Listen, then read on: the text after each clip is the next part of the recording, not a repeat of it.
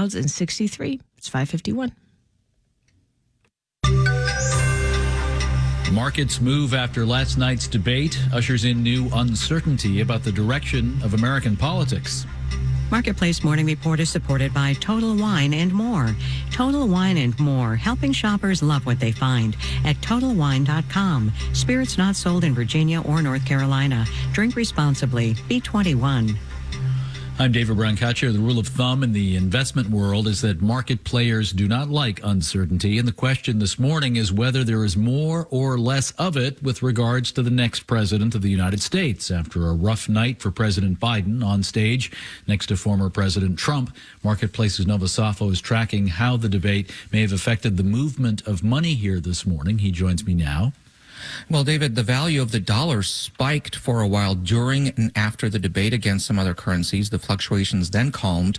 But those moves were still an important signal because what they tell us is that at least some traders became more convinced of a second Trump term.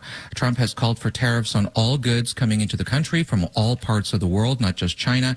And that would be a significant escalation of his past protectionist policies. And that directly ties into the dollar because higher tariffs mean higher prices, which Americans must pay for imported goods, which potentially leads to a longer period of higher inflation and a subsequent longer period of higher interest rates. And all of that strengthens the dollar.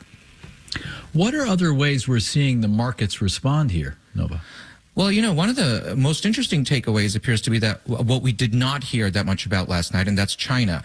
Asian markets are taking the lack of news as good news, particularly since both Biden and Trump have both been very critical in the past of China. Otherwise, it's still a bit early, David, and I think a lot of people are still digesting what happened last night, including many on Wall Street. There is now a stronger likelihood of the 2017 Trump-era tax cuts getting extended in their entirety, at least according to some on Wall Street, and what happens with taxes is one of the biggest and most immediate variables that Wall Street has been concerned about.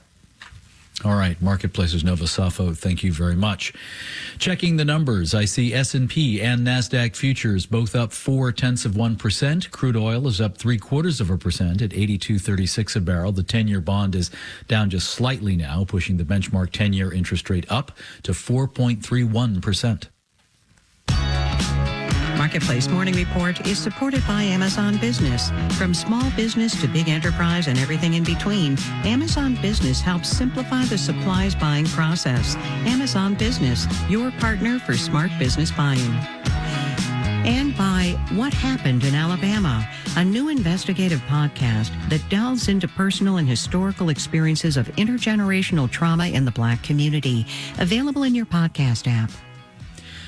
Now to the future of Social Security. Last night during the debate, former President Trump said without evidence that Biden will endanger Social Security. President Biden said, "The biggest thing I'll do if we defeat this man, because he wants to get rid of Social Security.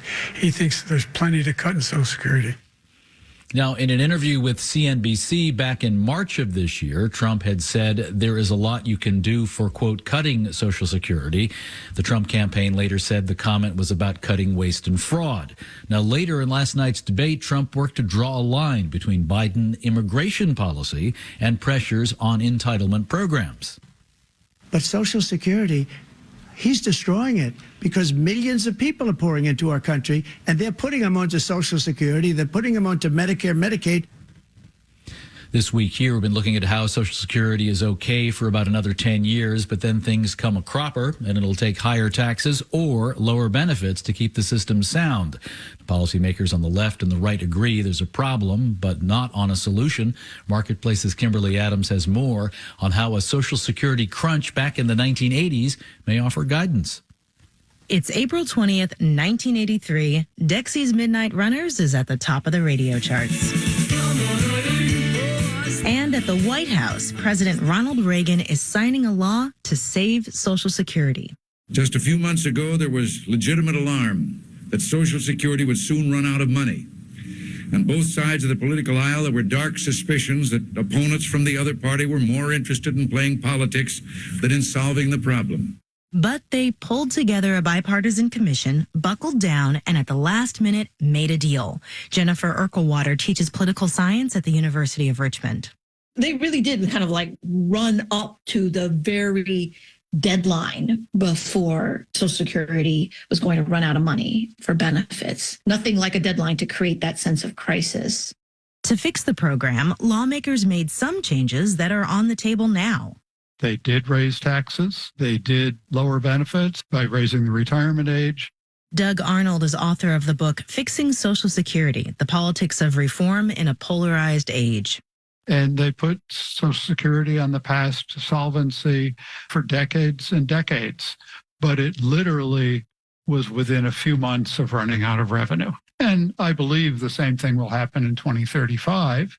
But some of the fixes back in 1983 were one-time solutions, says Charles Blahhouse at the Mercatus Center. They exposed benefits to income taxation for the first time. They brought in all new federal employees to pay payroll taxes into the system for the first time. That's obviously not something we can do again because it's already been done. Another difference between then and now, says Blahhouse, baby boomers are retiring and there are fewer workers paying into the system. So the gap between payroll taxes coming in and Social Security benefits going out has been widening for years.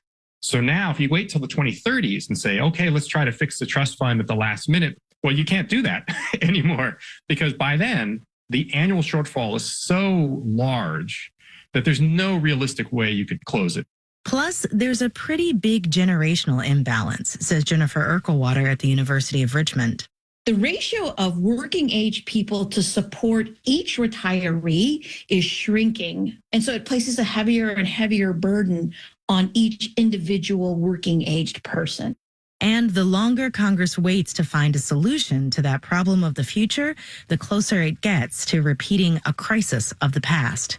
In Washington, I'm Kimberly Adams for Marketplace. And it wasn't just a pandemic thing. It will stay hard finding people to hire in America. A new report from the McKinsey Global Institute predicts worker shortages, which is an expensive hassle for companies and helps workers get better wages and benefits. Those are likely to persist. A lot of this are baby boomers aging out of the workforce, sharply increasing available jobs per available worker. McKinsey sees artificial intelligence as a possible way to get jobs done with the workers we have. But despite all the AI excitement, it is a technology that needs to prove its usefulness. I'm David Brancaccio. This is the Marketplace Morning Report. From APM, American Public Media.